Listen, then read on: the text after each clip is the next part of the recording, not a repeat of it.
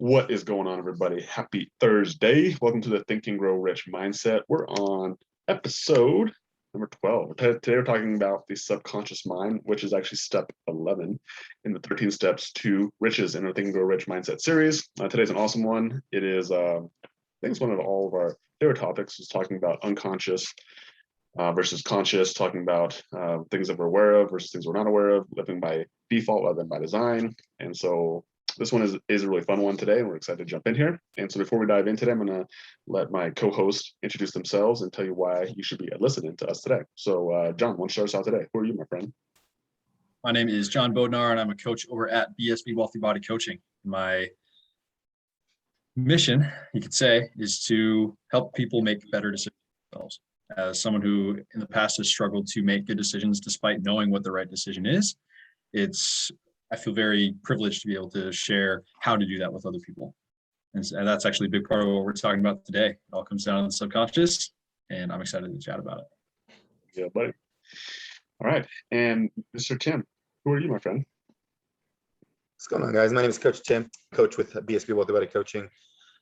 Self-proclaimed meathead. I love picking heavy things up, setting them back down many times, as well as self-proclaimed nerd. So I really love the science of how this whole thing works. But really, my calling, my passion, what wakes me up and drives me every single morning is really serving, really helping people manifest the best, strongest version of themselves. So that comes to nutrition, exercise, lifestyle, routine, but even the way that we treat ourselves and think about ourselves, which is a perfect segue into what we're talking about today.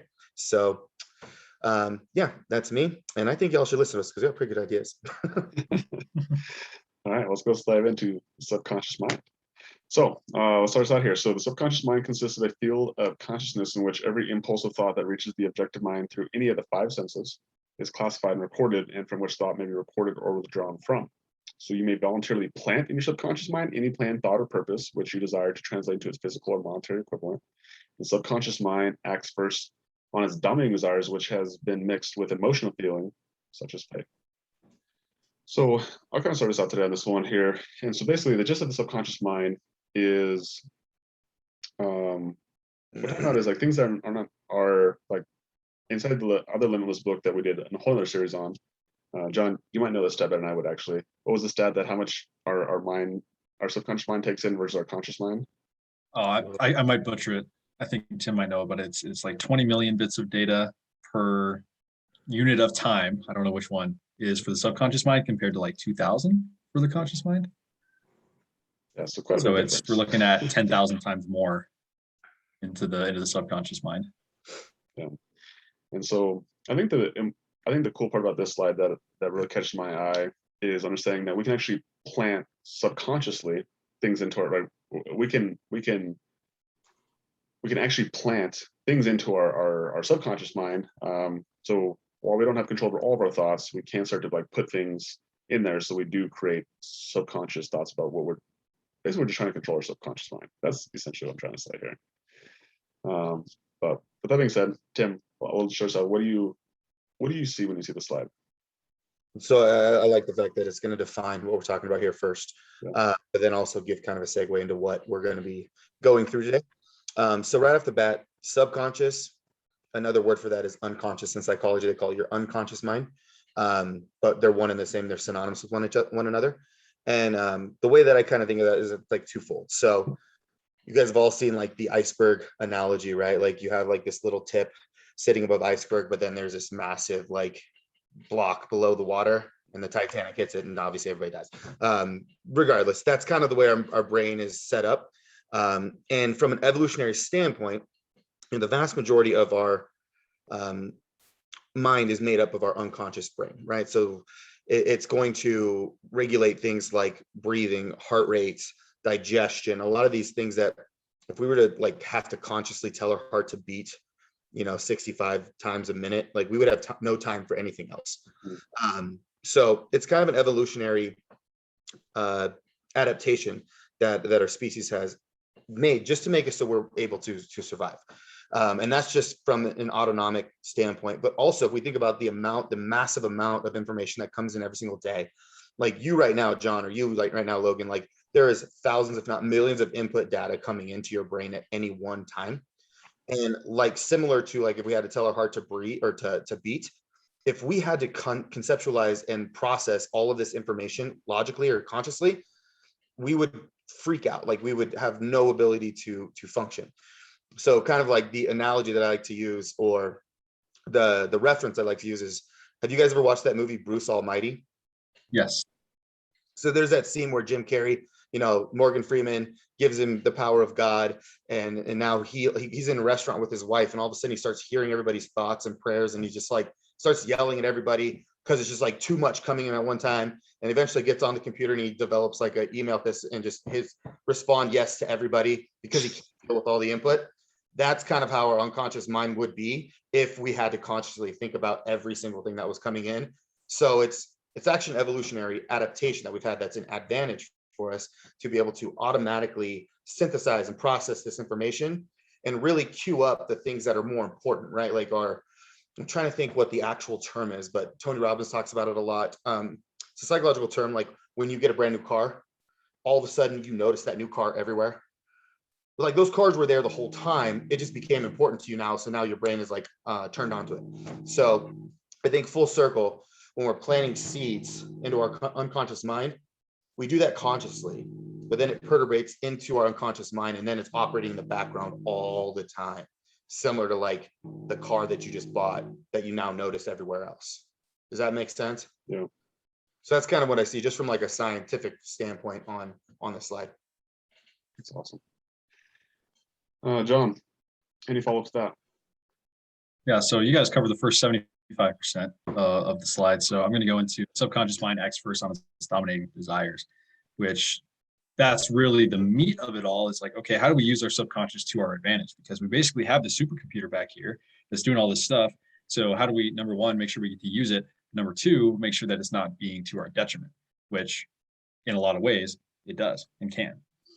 And that's where we need to have the willingness and the understanding of how to change our subconscious beliefs and desires, so that way our conscious mind acts accordingly with those.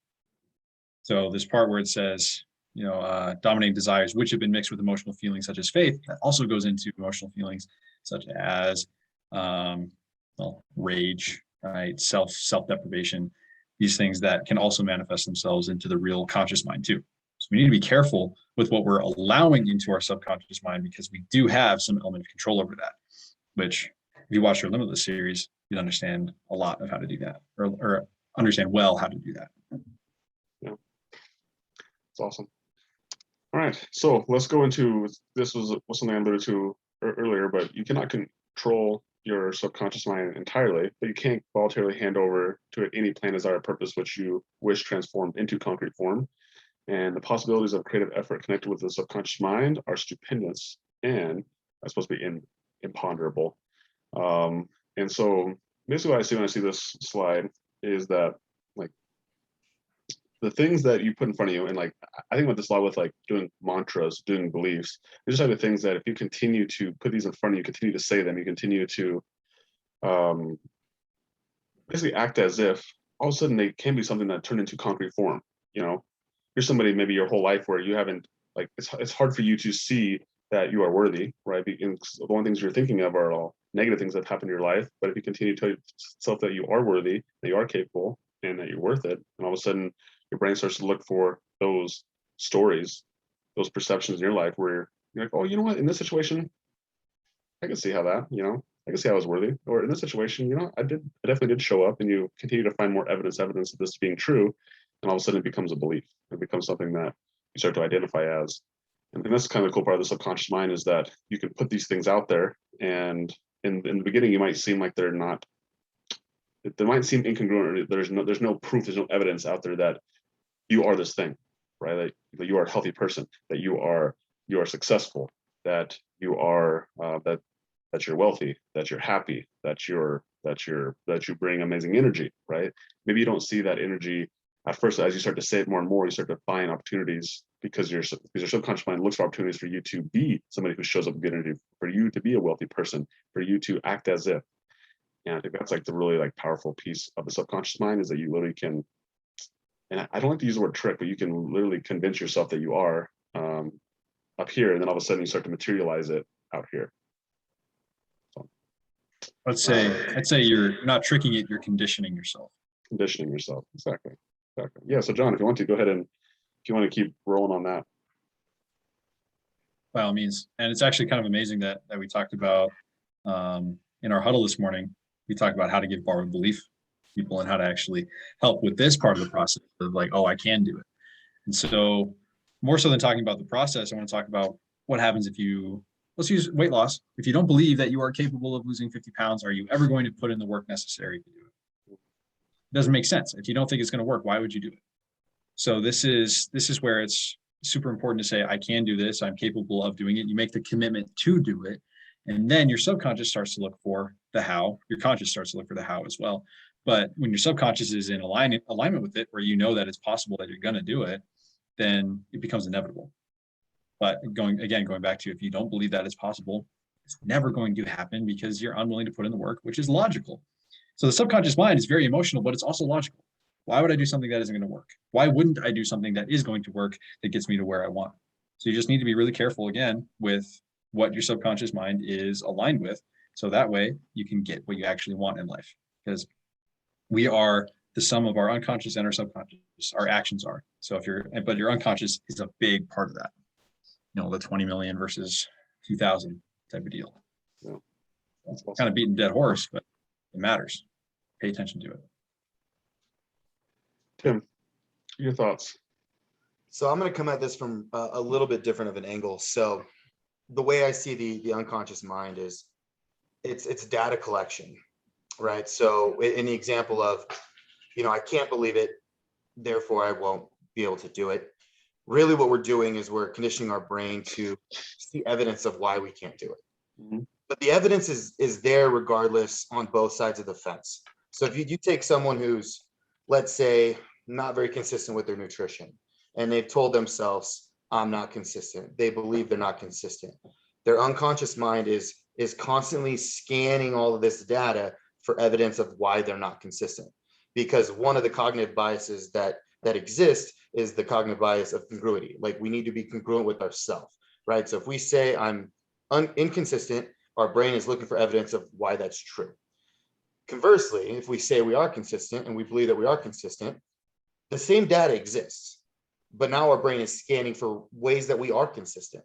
And we always strive to be congruent with what we believe in ourselves. So I don't think the data really changes. I think that our brain is just synthesizing and filtering this information and showing us exactly what we believe. So I kind of think of this as like, you have your hardware, your software, and then you have the effects. Like, so if we can code, John was very like, he's probably the tech guy out of all of us. But like, you code a computer to do something. So our unconscious brain is kind of like the software. And like say we're coding ourselves to be consistent, then the outcome is we are then going to become incrementally more consistent. Same with money. Like, I save money, I earn money. Like, our brain is searching for evidence of how we do that in our current life, and then looking to add to that congruity of earning and saving more money. So that's kind of how I see it. In an extreme example, I don't know if you guys are familiar with Wim Hof. So this is actually, like, science has proved this shit. Like, this is real, like, data. So Wim Hof, if you don't know who he is, he's a very eccentric guy, but they call him the Iceman. They did a documentary on him. He's amazing. So he's so in tune with his unconscious mind, or that programming, so to speak. He's been doing it for his whole life, that he claimed that he could literally fight off disease without any type of medication. So most people would hear that and be like, that's BS. Well, Harvard took him in and actually ran a test on him. They injected him with this massive dose of an endotoxin. And within 3 to 5 minutes, he would see the antibody spike, the viral load spike, no medication at all, came back down within 5 minutes. No symptoms at all. So obviously they retested it. And it's spawned a whole series of research of the autonomic nervous system, which literally is our branch to our immune system. It's what goes on internally. Our immune system is not something that we consciously think of. And there is a direct correlation or direct effect of our belief system and to how our body responds to viral load. And this was further studied on the opposite side. They took a test group. They told both these groups, they had a control group and they had the real group, that they were going to burn them with a hot stick. And so they told them it was going to happen. They prepared for the pain. They knew it was going to happen. And what they did was they actually took a pen and they touched them with the pen. And the group that believed that they were going to get burned actually developed a blister and a welt from the pen. The pen was a normal temperature. And that shows you, and there's no scientific, like the mechanism behind that, we have no idea. We just know that the power of, what is the word they use? It's not persuasion, but it's like basically when you get hypnotized. Suggestion. Yes, power suggestion is that strong because they believed they were going to be burned. They actually got a blister from the pen. And this is in medical studies. So like you can look it up. It's peer reviewed. Like it's crazy. So like that's kind of what the way I think about it. And then that's also like two scientific examples of like, yeah, it sounds woo-woo, but this is real. Like this is, it's a real thing. Which is funny because I think I like to touch on what you guys said is that it is real, whether you want to realize it or not. And I think by default, we don't think about that stuff. Like most people don't, and so they just live life like they just live. But until you start to like focus on what you want, usually positives, is by default our instinct is to be negative, is to look for the negatives because we're built to survive. Like we are animals. Our animal instincts keep us alive. So it looks for areas of that could harm us and hurt us. And back in the day, it was actually like actual death, and now it's become more just like emotional hurt and harm. And so if we can understand that from a default standpoint, like if we don't do anything about it, our default is going to scan for negative. But if we actually choose to live life by design and we choose to be a conscious creator, then we can start to put the thoughts and the beliefs in our mind that do serve us and that do give us what we want. All right. And so there's basically, so we're going to do 7 positive major emotions, and then we'll flip it and do 7 major negative emotions. And so when it comes to subconscious mind, this was inside the book. I didn't put this inside the slides, but essentially like how we take action is really based on emotion, right? Like why we do anything is really based on emotion. And so why we do anything is like we move towards motivation or we can move away from motivation. So we're talking about the toward motivation first. And so the 7 major positive emotions are the emotion of desire, the emotion of faith, the emotion of love, the emotion of sex, the emotion of enthusiasm, the emotion of romance, and the emotion of hope. And so these are all very powerful emotions, and these are the things that lead us to like why we do what we do, like why we wake up, why we get married, why we go to work, why we want to live the life we want to. Is all based on one of these 7 core desires, or excuse me, core emotions. So that being said, Tim, like when you see these like this like name, or not name, but like when you see this list of positive emotions and it being something that really drives action, like what's the thing that sticks out to you the most? Is it a specific emotion, or is it all in together, or what do you see? So yeah, I honestly think that all of these are inexorably tied. Like if you have romance behind, that's probably some desire, probably some hope, right? And you generally are enthusiastic about the romance. Sex is involved, love's involved. Like Yeah. I think they're all like really hard to separate from one another because I think they all need each other to be positive emotions. But like a personal anecdote of where this is like very true is, okay, so like I was married a while ago. I'm divorced currently. And one of the complaints I got was like I was very focused on myself, very, very driven. And I didn't do a lot of romantic stuff. Like I wasn't like a mushy gushy guy, which if y'all know me, like that's not the case at all. It was really just governed by these emotions. Well, I got into another relationship after I got divorced, and the specific thing I was head over heels, like just, little kid crush, whatever, super gooey. And my girlfriend at the time was out of town. She worked out of town a lot, and she'd been working on her backyard for like 2 or 3 years. And just doing a little bit here and there. And it was, a lot of hard manual labor that she didn't know how to do, like from grading the ground to putting down pavers, sod. Like, and this one weekend she was gone. I knew she was going to be gone for like 14 days. So I went over to her house without her knowing. And I I just did it all. I spent like 40 hours, like just busting my ass, like after work, before work, weekends. Like I was outside, just like it was like terrible dirt, full of rocks. I had to get a jackhammer and like get big boulders out of the way. I had no idea how to lay sod, so I had to like research how to lay sod. I bought the sod. I did all this crazy stuff. And she got home and like I made a big deal out of it. I literally like had like she was gone for 14 days. I had 14 cards laid out like in sequence to lead her to the backyard. And like with roses and like all of this mushy gushy stuff, right? And if you would have told my ex-wife, she would have been like, that was not him. That was not him at all. However, it totally was, right? But the main difference was these positive emotions, but more that unconscious mind that was driving all of that action, right? So the programming was there, therefore the computer did the thing that the programming told it to do. So that's an example from my life of how these like actually play themselves out in two very separate ways. That's awesome. That's a great story too. John, what are your thoughts when you see this slide? My first thought was looking through this, like, okay, which one leads to the others? So Tim kind of beat me to that because the answer is they all do lead to each other. Mhm. But the one that stands out to me the most, honestly, is desire, because without desire, you don't have any of the other ones. So I do believe that desire is at the top for a reason, because when you want something, that is going to drive you to get it. Because if you don't want something, well, you're not going to go get it. That doesn't even make sense. Well, depend on where your subconscious mind is focused, right? Yeah. But because when you have desire, it frees you up to have faith in that desire that is possible. Gives you, if you desire your loved one, you're going to love them more. If you desire sex, of course, enthusiasm around that desire. I feel that without desire, the others are meaningless, and not necessarily the other way around for the other ones, but they are all tied in. They are all very important as well.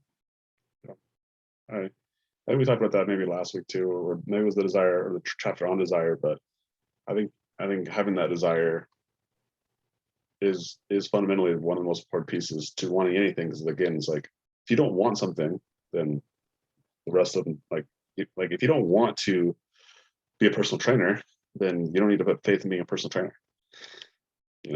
And I think ultimately that is the key of the emotions. I think it's the big domino, and the rest of them all fall in line. But let's talk about the 7 major negative emotions that drive action. So we have fear, jealousy, hatred, revenge, greed, superstition, and anger. So all these are major triggers that I know we've all experienced. And I think ultimately a lot of our reactions are based on one of these 4 emotions, right? Anytime somebody says something that makes us mad, or all of a sudden we get scared, right? We get fear, we get greedy, whatever it may be. Like these are all what I would consider like natural reactions. And being able to understand that they are natural reactions, but they don't need to dictate your response, I think is one of the fundamental pieces that I see when I see this list. Because I think ultimately we've all felt these things, we've all had these emotions, and we don't necessarily like them. But we're like, why am I having this? So it's almost like you have to like rationalize yourself, like, why am I feeling jealous right now? Why am I feeling angry at this person? Like, why am I feeling vengeful? And it's like, I know it's not a good feeling, but why am I feeling it? And that's what I see is like, I think it's natural. Again, like it's a natural feeling, it's a natural emotion. And I think most people react out of fear. They continue to react from jealousy, hatred, revenge, and greed. But you can control your response, and having that and creating that distance between an emotion and your response, I think, is really the key to you living a conscious life and being a content creator and saying, I'm just someone who gets super angry. I just can't control my anger, which I know Tim has talked about, and I've definitely had that issue before where I thought I couldn't control my anger. So, so I showed it. I punched holes in the walls. I yelled at people. I screamed at people. I cursed people out. And I thought that was just a reaction I couldn't control. But all that needed to happen was there needed to be a space. There needed to be some time. There needed some distance between when I felt that emotion versus when I actually made a true response. So, John, what do you see when you see the slide? What comes to mind for you? So this is actually something that is relevant to the other day. So my wife and I had a very emotional, challenging conversation, and I started to feel, well, all of those pretty much, except for jealousy, I guess, but well, not all of them, never mind. But fear and anger and superstition even to some extent. And when we finished the conversation, I wasn't feeling that way towards her, but just around the situation in general, I was just really angry and afraid. And I was alone. And my first thought was to, smack a pillow on the bed or just like, yell or punch something, which I've done before, especially in my teenage years. I did it a lot. And I actually had the conscious thought of, that's way too much energy. And after I didn't react that way, I actually did kind of smile and laugh to myself. I'm like, yeah, that would just be way too hard. It's not even worth it. And it just goes to show that, I've done a lot of work for my subconscious mind to not allow these emotions to dictate how I behave, even though I recognize that they're there, never going to go away completely, and that's okay. But I don't allow them to change how I actually behave based on or compared to how I want to behave. So in the end, what I just kind of stood there, kind of felt stupid, not in a bad way, just like, oh, that was almost dumb. And then I just walked away and it was fine. So the point is that you do have control over how you respond to things. And that's something we've talked about a lot before, but don't expect these to go away. And I'd argue that they shouldn't go away because they are, when you're able to control these things or control how you respond to these things, it's just proof that you are a master of your subconscious. It doesn't mean to be a master of your subconscious doesn't mean that you're never afraid. Bravery requires fear. Courage and bravery both require fear. If you're just like, oh, I go fight the dragon and I'm not afraid, like you're probably kind of an idiot. But if you're like, dang, I'm really afraid of this dragon, but I'm going to go do it anyway, that's where courage is. That's where bravery comes from. So true. All right, Tim, we got a couple more. We got like a minute and a half left. So finish this out. When you see these emotions, what do you see, my friend? So I agree with everything that John said. I think the danger here is, yes, they're real. They always will exist. Is letting them drive you. So both of the sides of this coin, the 7 positive, negative, or major emotions, 7 negative emotions, they can both you can become a singularly focused human being, and these can literally drive your entire life. And we've all met people that, even in the fitness industry, right? It's rock with this, right? Like people that exercise like fiends, that eat orthorexically, like every gram is measured, but they don't do it because they love fitness. They love, treating their body well. They do it because they're afraid of being fat, or they hate themselves. So they almost do it out of punishment. And it develops this really, really poor relationship with food and with exercise. And that's kind of when you slip down that slope of anorexia, bulimia, like these major disorders. Same with money. Like a lot of successful people have a driver of, I'm not good enough and I need to prove to myself and the world that I'm good enough. The problem is that hamster wheel never ends. Like you'll make $1 million, and guess what? Someone else has 2. So now you have to get 2 million, and now you have to get 4. And before you know it, you're Jeff Bezos and you're still not good enough. Right. So this is like probably one of the most fundamental changes that I've made in my psychology over the last 12 to 18 months is I was this person.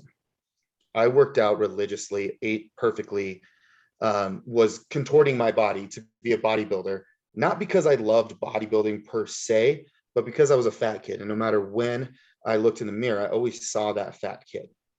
And I would tell myself, you can be confident in your body when ... You can be happy when. You can be deserving. You can celebrate. You can be appreciative. You can be grateful when. And then, yes, it drove me. I woke up every morning. I did all the things, always. But I never was satisfied. Never was happy. There was no joy. There was no pleasure. There was no contentment in my walk, in my day-to-day. But the major transformation is now I do all of these things because I love the process. And just like Logan with his children, right? You're going to do what's best for your children, right? You're going to make sure they eat the best food, they exercise, they don't consume garbage through like social media and television. Like you're protecting them, but you're also doing it, but not because they're not good, not because you don't love them right now. Like you love them right now. You do it because you love them, not because you need them to do it so that you'll love them. Mm-hmm.